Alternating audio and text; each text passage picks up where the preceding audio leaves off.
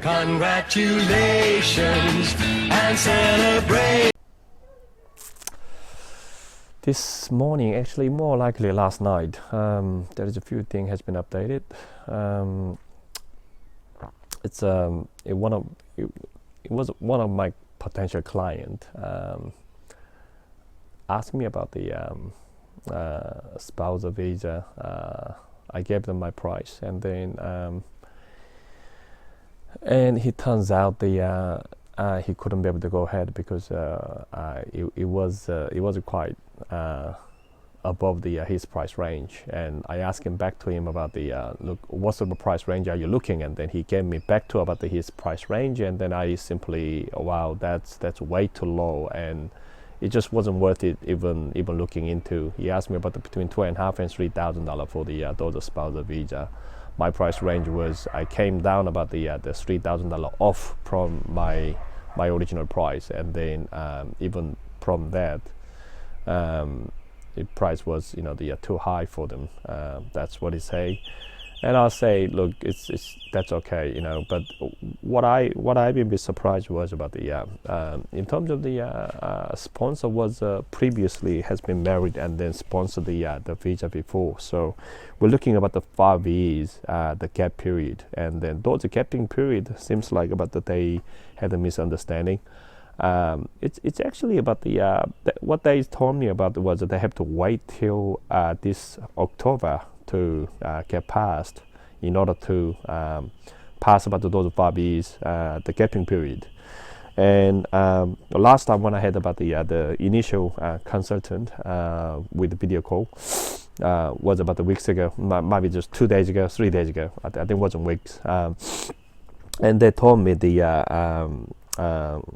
what I calculated last time, what I remember was about it's already way 4 years has been already passed. It's nearly about the 5 years. Nearly this year was a 5 years kind of thing.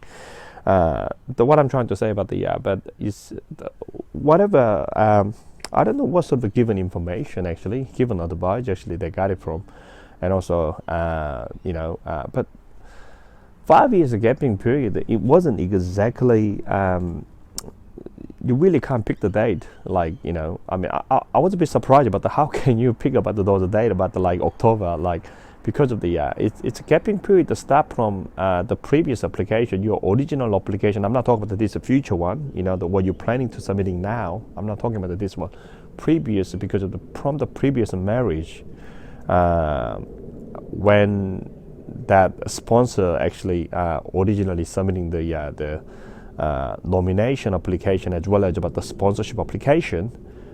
So this current sponsor previously was a nominee, actually nominated. So that nomination, that's the date of the actually. You should count about the date of the initial date of those 5 years gapping period, and the other end would be not the time of you submitting the application now. Actually, it's got nothing to do with it. It's actually about the time of the date of the decision get approved. So which means no one really doesn't know. It's because application take up to maybe 12 months, but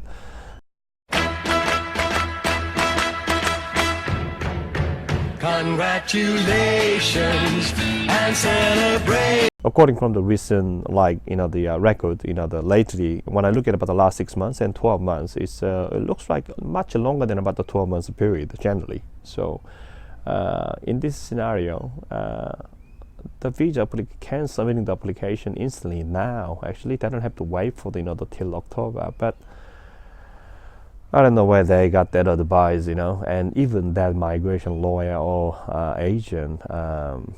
I don't know where they get that impression about the way they calculate about those time frame. It's a bit. But my concern is if that because I believe the whoever they gave them advice. I mean they this potential visa applicant actually look forward to maybe just go through about one of the channel, or maybe one of the migration lawyer or migration agent. He will select, it's in the selection process anyway. They are on the selection process. Looks like I'm pretty much off those the tables. because of the price difference. I don't think I can work for that price. So I just told them no, thank you. I'm not interested with that. But if they have that kind of the misunderstand, my question is how they gonna deal with the detail of those updated the information, what it should cover for the application. Look, it's the sake of the the day safety. Of course, the price is quite sensitive. I understand that, but if you think about the sake of the application, the approval point of view, I mean, they should consider even just price of the deal. What is the point that you to spending about so much money? Application fees save about over $8,000. Can you look at that way? Like, I understand about that is. Its price must be very different between my price range and the what that couples actually got a quoting from, because I'm way above about those price range. But I understand the one thing, but the other thing is, look, you're planning to spending about over $8,000 for whole this exercise, and plus there is other things, all other, the disbursement, anything occurred, you have to pay on top of it. So we talk about the Department of Immigration application fee itself, nearly about the 8,000, and there is a plus, as I say before. So you're looking at overall, it's an easy exercise, like $9,000 and $10,000 easily can build up for just. I'm talking about the beside of the the professional service fee, that's the 10,000, and plus your life, hugely risking, potential for the Section 48 bar, and all those time endurance. Think about it, if that goes the wrong or the something, you made a small mistake, whatever, any wrong step, even just a delay to the Centrelink after the human resources. Remember, it's not only about the Department of Immigration. At the end, about there is other part within you have to relate it to. So based on the risk ratio, it's completely up to the client at the end. But think about it, whether is it worth it or not. What is the point you to submitting the application when you don't have that kind of the confidence? You're dealing with the people who don't know exactly about those 5 years capping period. They don't even know yet. I mean, I don't know the detail, how smart. I mean, it might be just hopefully this is the only mistake they ever made it, but who knows? Just one thing I can clarify. Look, it's with the older method, which is like used to be about the older method. I'm talking about the spousal visa or partner visa. People thinking about that, as long as the people provide about the marriage certificate, statute of declaration 888 sounds good. Must be designed for the Chinese.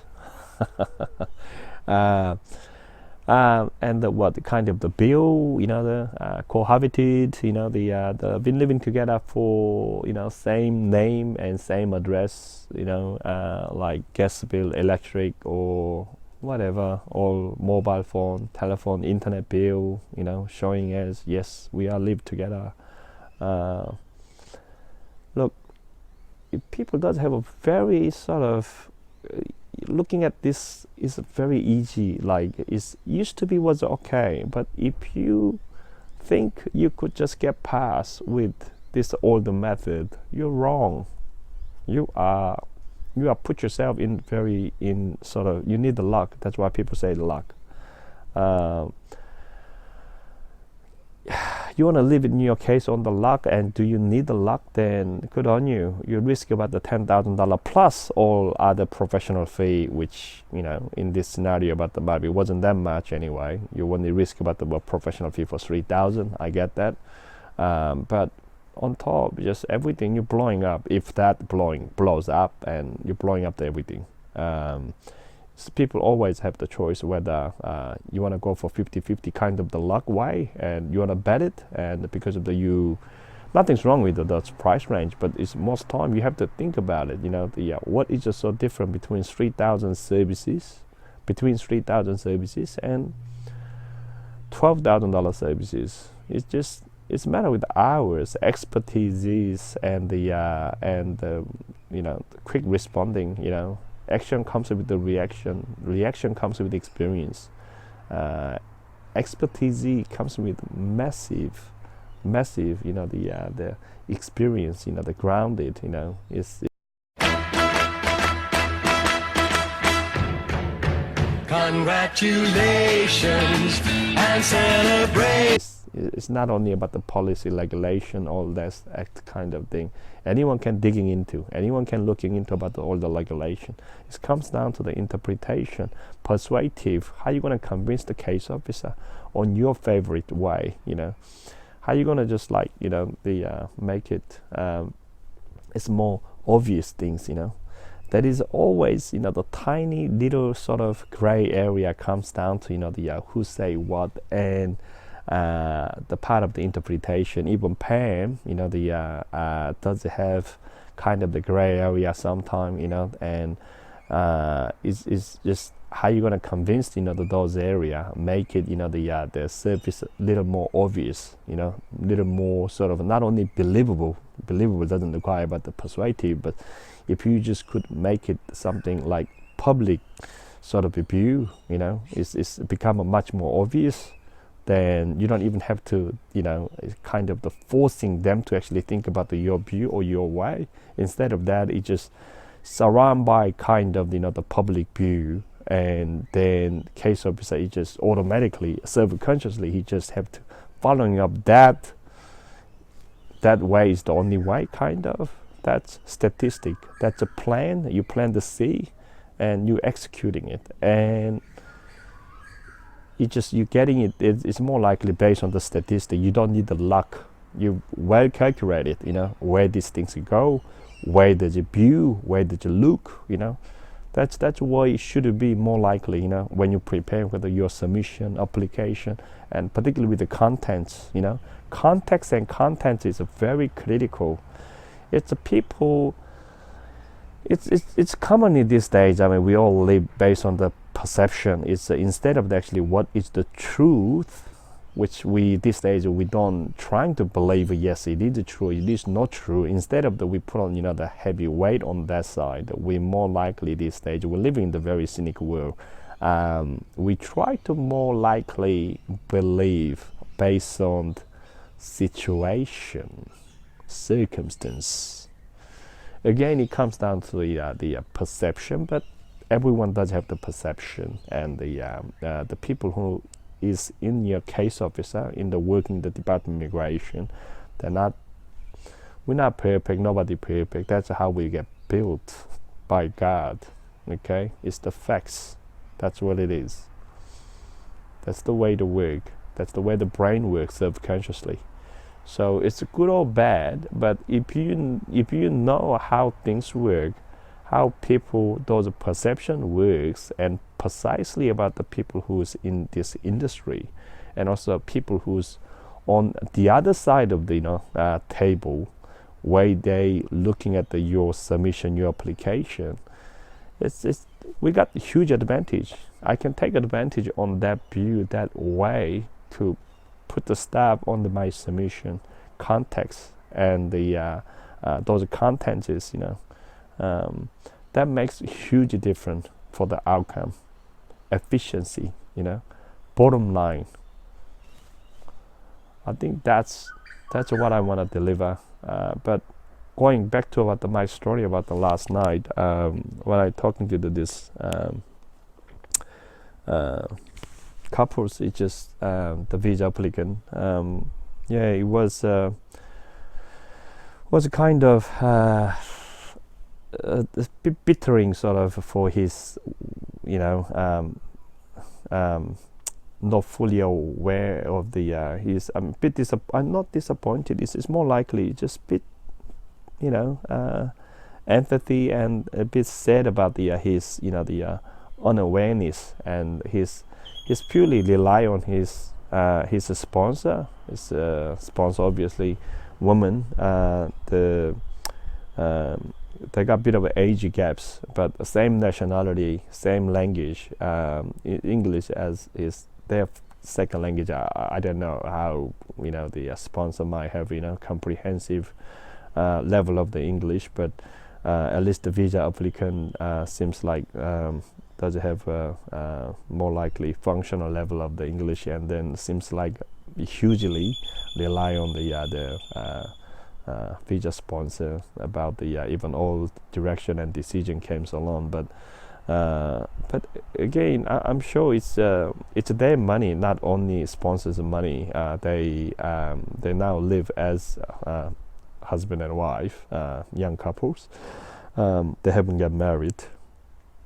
They don't even have about the last 12 months about the living the evidence. But somehow I attract them. My video, actually, one of my video attract them because my video mentioned about that there is a way you can get around, even if you don't have evidence for the last 12 months you've been living together. Let's say hypothetically you're falling in love with somebody in a month, okay? And can we still apply for the spousal visa, de facto visa, which is the same, yes. Answer is yes. That is the way. That is evidential wise, and that is a direction. Act and regulation very specifically address, the certain clause, which not many people doesn't know. That kind of the niche, actually niche information. They've been explored, what they've been looked for. I was quite surprised how they found that. My video actually at the first place. But anyway, hopefully that their chosen migration lawyer agent who gave them advice about that they have to wait till this October to fill up about those requirement for the 5 years capping period, which is rubbish. Congratulations and celebrate. Which is no, I'm not gonna make him down and because I think I'm better now. I shouldn't do that. I'm gonna withdraw the word. I don't want to say anything. Any word of might possibly insulting to anybody here. I believe he misunderstood. Might be had a very small experience, or I don't know, lack of the awareness. I don't know, but the fact is, it's not correct.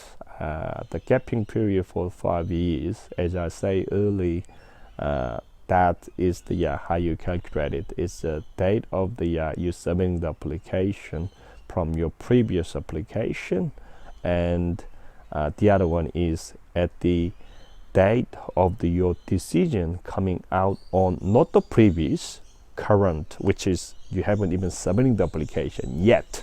So we talk about the future tense. It doesn't exist. No one really doesn't know, okay? But it's based on the statistic. I can easily see we have Department of Immigration does have a PR quota, national quota, annual quota. Another word about if those quota the number get exceed about those quota, the visa won't get finalized. The visa won't get approved. I mean, it will get finalized. It's more likely rejection actually, but it won't get approved until following financial year. Another word, let's say about current quota was about 190,000, which about from 190,000 GSM, probably about 49,000. Number keep going up, down a little bit, depends on policy, news, year of, what kind of the news is come around. If the Indian claiming about something, 7-Eleven with about the slavery wage, the what's going on, all that crap, something happen, they're gonna shut it down about the one and open up the other. Look, student visa obviously has been using as a backdoor for ages, and the Australian government education is second biggest income, part of the GDP, and we're not going to give it up. So we can't keep open about this, dangling the carrot. That's the method. Easiest the way I could explain, I guess. But we're not going to shut it off. In spite of all these competitor Australian workforces, the people complain about the labor union, all that. Shut up, they're the one actually bring about all this GDP. School, shut up, they're the one actually paying for all your institution. your the playground, your equipment, your building maintenance. Look at where the money is coming from, mate. That's what it is. So shut up. Okay, that's what the story. Look, coming down to again, that's the national quota, 190,000. Part of the 190,000 is the sum of the family stream, skill independent, business sponsor. That's where they are. All the numbers add up is 190. Anything exceeding about those number automatically pass on to next financial year. Department of Immigration won't generate about anything more than what it quota, which is given number, and the given number has been heading down now actually, because of the look at all this road traffic area. City is getting bigger and bigger, traffic is getting worse. So instead of the spending money on the infrastructure, dog barking, yeah, I know, Julian, not a Julian, Ellie, I think the name of the dog was Ellie. Look where we, and anyway, the national quota, that's this is heading down. It's recently about the Prime Minister announced about the we gonna drop down those national quota down to about the 160,000 instead of the 190,000. Look, it's the facts. What we getting about the generation aging, and we still need, Australia still require about the younger people, because of the superannuation issue. It's we haven't got much left actually. Something happened with the since Julia Gillard, but the I don't want to go to too much detail about it, but we need the young people, skilled people, high skilled people to actually they come to Australia, starting up the work, and they're paying a lot of a tax, and they're paying a lot of a super to the supporting about the previous generation, what we sort of what we did in the past. So it's part of the recovery plan. We need it, but it's a temporary. Election just finished anyway. That was before the election, so I think it's pretty much go back into the way we usual routine, which is unavoidable, I guess. What he says.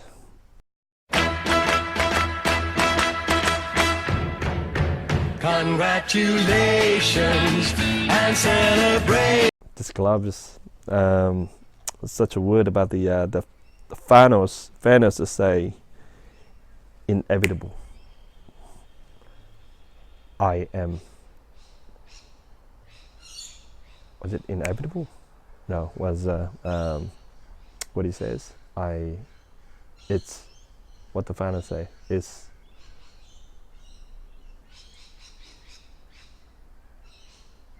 something like kind of the fate. I can't remember the word anyway. And then the junior, what was the name? Down John Junior, was it? Is it? Anyway, they say, I am Iron